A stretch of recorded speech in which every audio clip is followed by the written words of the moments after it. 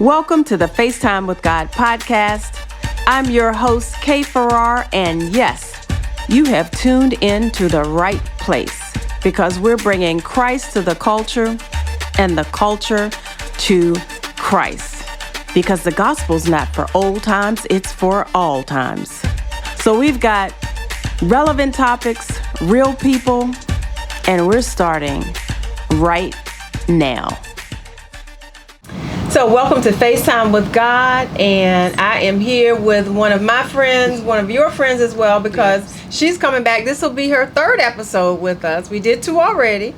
So Angel Perkins, Perkins, you might remember Perkins. Yes, ma'am. But we had a beautiful time with you before. Thank you so much. So I don't feel like we, necessarily need to introduce you to the audience because they've met you before. Yes, ma'am. But it's probably cool to catch them back up a little bit. We'll give them a little capsule. Okay. A little capsule. A little rundown. Yeah, a little rundown. So go ahead, give them a little catch up on who Angel is and what you've been doing.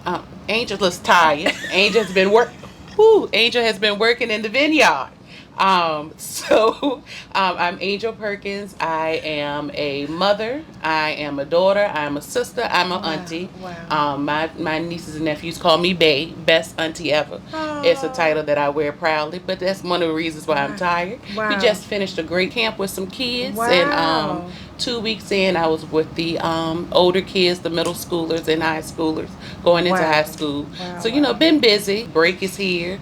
I'm still waiting for the break, but the break is here. Yeah. And so, just making it do what it do. Wow, Still serving. Yes. Still being there for the community. Yes. Still doing what needs to happen to make sure that, kids have what they need. Yes. And are successful. So faithful. And so on a regular basis, catch them up with what you do when you're not on break.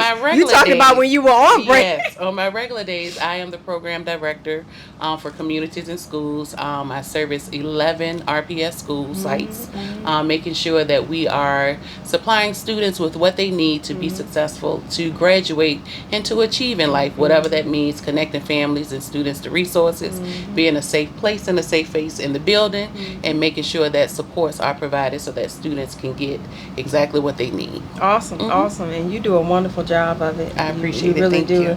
Not only are you my sister, but I'm a fan. I'm serious. I'm a fan because you are working in the vineyard. And so on behalf of all of the kids and the parents and the community that may not have, they just took your sweet potato pie slice that you was getting ready to eat, and they asked you for it, and you gave it to them. I gave it to them. Or, they needed a little extra money for their lunch, or whatever the case may be. Even being a mother, you have found the ways to help other people's children. And so on behalf of all who may not have said thank you, yes, ma'am, let me say thank you. I appreciate because it. you really are doing an amazing job. Thank you, ma'am. You make it happen, and so that's what we need in our community. And to be honest, we're looking to kind of help lift the load of people like you. And even as I'm saying this, we might need to switch a little bit more to expand that, because we've been looking at it directly at the school, like the school we have adopted. Yes, ma'am. But you guys need help and support too. So I'm gonna put that on our list. Add it to the list. I'm gonna put that on our list to see what we can do to help you all and lighten your load. From the community standpoint, it doesn't have to be just me, but we can surround you because you need that. You need that, and you're worthy of it. Thank you so much. And so with that, I know you see a lot of needs with the kids. And one of the things when we did your interview, I was asking, what do you see as one of the highest needs? And we might have to pull the footage. I don't know if you quite said self-love. But you said something along those lines. You might have said mindset, or you might have said self-love. But talk a little bit more about what you see with the young people and how are they loving themselves or not loving themselves. In regards to what I see a lot of children that are in the midst of figuring life out day to day. A lot of times they don't have a pause to think about, themselves. They're in survival mode a lot of the time. I know that, we are in the age of internet and the age of social media. And while those things have their perks, they also have their downsides as well. And I know that I have experienced a lot of students and children comparing themselves to unrealistic lifestyles. Wow. Trying to be the next, or trying to portray an image that's not really there, because that's the norm these days. And sometimes their self-identity is conflicted, because I'm so busy trying to be, or trying to show, or trying to prove that I'm at this status as well, while I'm really neglecting what's really going on with me.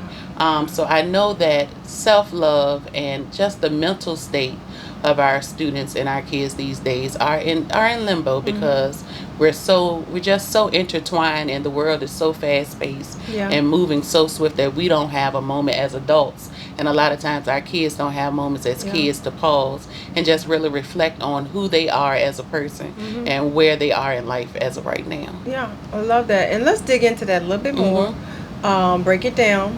So, as much as you want to share whatever examples you might have, but when we say compare themselves to images that they're seeing, what, for example, I mean, what are they striving for? What are these images that you're talking about? So some of the images are, for our female students, these pictures of ladies with, large breasts and big butts and no clothes. And we have younger students imitating that type of, lifestyle. Shorts are getting shorter.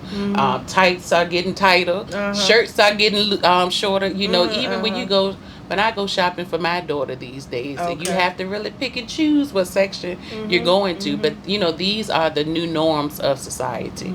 And, just not letting kids, females I'm talking as of right now, grow up so fast. They see, we have all these TikTok dances, all these gyrating, and, they don't understand that, some of the things that they put out on the internet, they don't go anywhere. And, eventually, once you get yourself together, once you regroup and get back on track, somebody has these images of you, and they can always resurface. So, just knowing and understanding who you are as a person, and not subjecting yourself to what you see every day as the norm to be your norm. And, some of what you're saying, I feel like is a result of actual professionals who do entertainment as a business, right? And African American, stars, right? Singers, rappers, dancers, people in the fashion industry, right? And there was a time, and I know this is going back, but there was a time when I was growing up where there were black entertainers. I just talk about my community and my background. Yes, I'm not saying it's excluding anybody else. But there were entertainers in our community who took a stand, right? They would, and not all of them, but many of them would not take a role if it was downgrading. Many of them would not take a role if it was presenting the wrong image to their community. If it wasn't something that would make their parents proud, if it wasn't something that was uplifting, if it wasn't something that would help, in particular, considering discrimination and that kind of thing, that would help elevate black people, they would turn it down. In other words, I'm going to get paid to act a part, sing a certain type of music, do a dance, whatever, or I'm not going to get paid. And I'm an actor, so I act to get paid. I entertain to get paid. I sing to get paid. But if you're going to portray something that's against my values and against my community, I would rather not get paid. We did have people who did that. What happened? Like, I don't know what happened. I know that those, people now are few and far between, and that we as a village and a society are doing a lot of counterbalancing the norms, and just trying to explain to students and kids, this is not going to always be like this forever. And that you don't want to get so caught up and so far gone that you can't come back from these things. So just always, and because you have to be able to be relatable. Yeah, So that's you true. have to know some things. Yeah, And that's true. sometimes now when I be trying to say stuff, they be like, "We don't say that no more," and I'm like, "Well, you got to give me the new thing because Really? you ain't gonna leave You me behind." mean you don't know sometimes? No, I do not. I'm Not sure these I days. really don't know. I don't know what you saying with all. I don't know all of that, but I'll figure it out though. You think I won't? Wow. But you just have to be able to stay relatable. But most importantly, these kids have to know that you genuinely care about them and you want what's best for them, and that's most of the time supersedes the other stuff. I know she telling me this because she loves me. I know she acting crazy like this because she cares about me, and I will continue to act crazy because I care about you. So it goes back to love from a solution standpoint. Yeah. I wish we could get. It's so funny because going back to the entertainer side of it, one, I guess they're in it for money, and some of them not gonna change. It seems like several of them, a couple are coming to mind that after they get big enough, they get enough money, then they come out and say, they start representing and they say, well, appreciate your body and you don't have to do this. Or, I remember back, I don't know if you remember the time when Alicia Keys stopped wearing the makeup. I she remember. Strictly stopped, her natural beauty. And I don't have a problem with makeup. I know that. But I like the fact that she was sending a positive message that, baby, you can love how you look without the makeup. Yeah. And look at me as an example. You know what I mean? And so I'm encouraging our artists, right? Even Christians. Yeah. Because, recently there's been some outspokenness around Christian singers. Yeah. With the V-neck down to your navel as well, and the spaghetti and the straps and all that. Yeah. And they're singing for the Lord. Yeah. Yeah. But they want to be sexy. Again, what message are we sending in ministries that allow that in the pulpit? Like, seriously. Yeah. So we might not be able to stop, the magazines, and we might not be able to stop everybody on BET. But how about, can the church do better? Can the church do better? Yeah. And pastors saying something. Yeah. We're not gonna dress you down in front of the whole. But can we have some preparation? Can we have a meeting with the women's groups? Can we have a meeting with the leaders and say, we have been letting some things go too far. We do want to have a dress code. What about a dress code in ministry? Like, seriously. Yes. There's a gym that I go to, and it's a Christian gym. Okay. I don't go to it as much as I should, so don't get too excited. Christian gym. But they have nice little posters up about this is what we wear and this is what we don't to come in the gym. And it's nice and clean, and you can wear a tank top, but not the one that's cut too low and the straps too low or showing your, your underclothes and things of that nature. And it's not like they're mean and beating you up, but it's just, we used to have dress codes back in the day. The military had dress codes. You had dress codes to come to work, and they would tell you, guidelines, not every single stitch of thing that you do. Well, how is it in the church? For the most part, seriously. For the most part,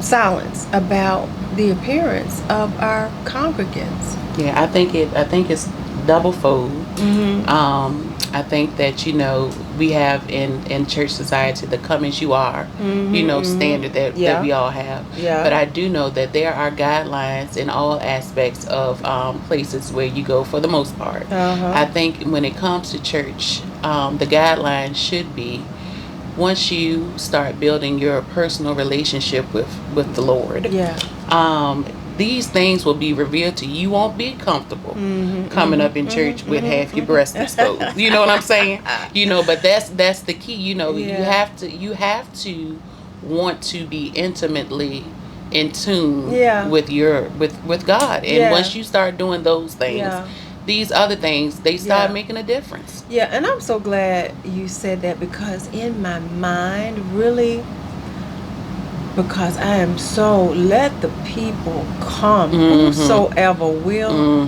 let them come. Yeah.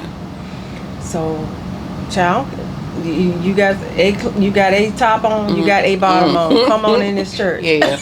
Yeah, and then I mean, and once there's always going to be the extremists, Yeah, wherever yeah, you go. yeah, yeah, yeah. But for the most part, in the religious communities that I'm in, once you see, you may not know the first couple of times, Yeah, yeah. but sometimes if I know that my skirt is a little too short, Yeah. and I know I'm gonna be shouting today, the inches gonna start sliding down a little bit, because Yeah. you become uncomfortable. Yeah, yeah, Once you really start understanding what it is and the purpose that you're there for, Yeah. you adjust, Yeah.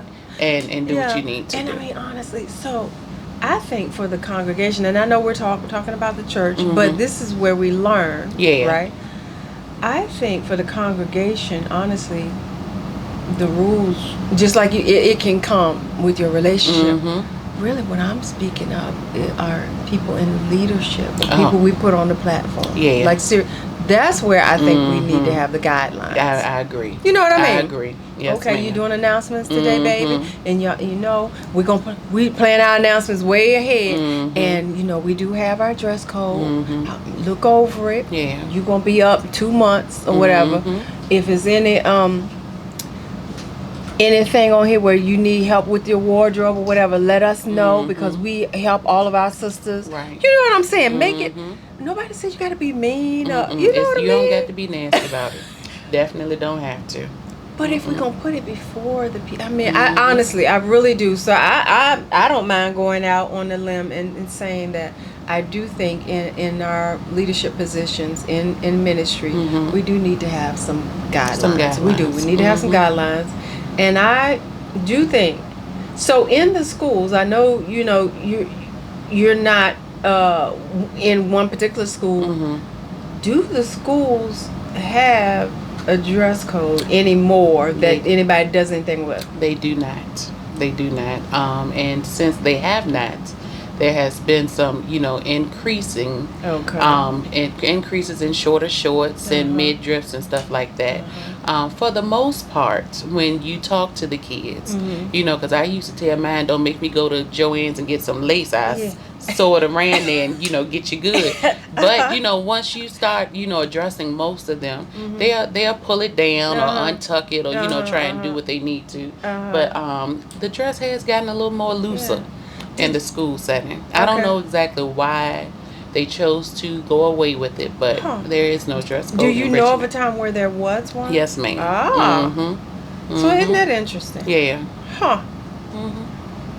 That's interesting. I might do a little research to see which schools have a dress code and which don't. Yeah. And I'm hoping I don't find that some do in the nicer areas, and then in the other areas that aren't considered as nice, they don't. I hope that's not the case. Yeah, everybody, they'll tell the students what not to wear, what they expect, but there is no enforceable. There's no enforcement. Dress code like it used to be. And I understand. I just feel like an erosion of standards never helps there to be order. Order requires standards. We were talking about the other day. God is a God of order. He put Adam and Eve in a garden, and the Bible says he planted a garden. He just didn't blow the seeds out to heaven and let the tomatoes grow on top of the watermelons and the asparagus be in between the peaches. Because that ain't gonna work. I don't think it work. I ain't in too many fields, but I don't think it work like that. No. Right. He told the ocean, this is how far you come. That's why you have an ocean and you have a beach. Yeah. If he just put the water out there and let the water come all over top of it, God of order. Yeah. And so you cannot have order without boundaries. Right. And I'm serious. Sometimes we feel, I'm not worried, but as long as they come to school. Yes, we want them to come to school. But the more and more we take boundaries away, the less respect we have for any boundary at all. And the less we are prepared for the world. Yes. There you go. Yeah. Because, it's kind of interesting. There are places, I won't call any names, of work that I am familiar with, where we've heard people say there are lower level jobs for certain people, and they do have that invisible barrier. And the people in those jobs, many times, they come in there with their pajamas on, bonnets, house shoes, sliding, walking down the hall. And I'm trying to understand, you want to know why you're not making perception. This is a job. And they see you like somebody just rolled out of bed, and they see you look like somebody who does not care about your work. And we need to get paid. Exactly. More, beyond way level. more. Yes. Yeah. So you have to come presentable, and when are you going to start learning that that's important? Exactly. You need to learn it at home. You need to learn it at church. And we do need to learn that in school as well. We do. We need to start putting it out there. And the kids can't abide by it if you don't even put it out for them at all. You are correct. What I say in dealing with children is, usually they do not supersede your standard. Usually they don't. And very often they don't reach your standard. However, so if you set a standard and people are aware of it, some don't reach it, but they know it's there, right? So if I set my standard here, some people gonna come here, because that's this thing. Oh, we're not gonna do all that. Well, I do part of it, right? If I set my standard here, some people gonna do. All right, well, but they way ahead. So you never set your standards low. You set them as high as you can set them, and help guide as high all as the they way up should as be, you and can. guide them, and get as many up to it as you can. But even the ones that don't miss it, you know how they have that old saying, "Shoot for the moon, you'll hit the stars." Yeah, but if you done shot, for the underneath of the car, I guess you might hit the curb. You know what I'm saying? Still bust your head wide open. That's a good word. Don't shoot for underneath the car. Because you may hit the curb. I'm here for it. You know. So, standards. Yeah. Let's raise our expectations for our kids. So, we talking about in the household, self-love, and parenting. What standards have you found that work to set? How can we do better and help our parents understand that, you know what? Yeah, I didn't think about that, or my neighbor does it this way, and I see all the kids in my neighborhood. But you know what I do? I do want to have a standard. How can I begin going down that road in terms of, helping my child see themselves as important enough to have standards? Yeah. What can we do? What are some tips? Tips, I would say, something that I've had to learn as a mother of 12 years. You can't impart something that you're not fully implementing yourself. And a lot of times, many parents are always making sure that everybody else is okay and doing the most for everybody else. And at the end of the day, they are drained, they are depleted, and it's very hard to pour from something that you don't have. So one of the best tips that I have is not selfish to start with you first. What are your boundaries? Yeah. What are your expectations for yourself? Yeah. Let your child see you implement those. I love that. And from there, that's how you start setting boundaries and showing them exactly what it is they're supposed to do. Colossians 3:23 and 24. And whatever you do, do it with all your heart as unto the Lord and not unto men, knowing that it's of the Lord that you shall receive the reward of the inheritance, because you serve the Lord Christ.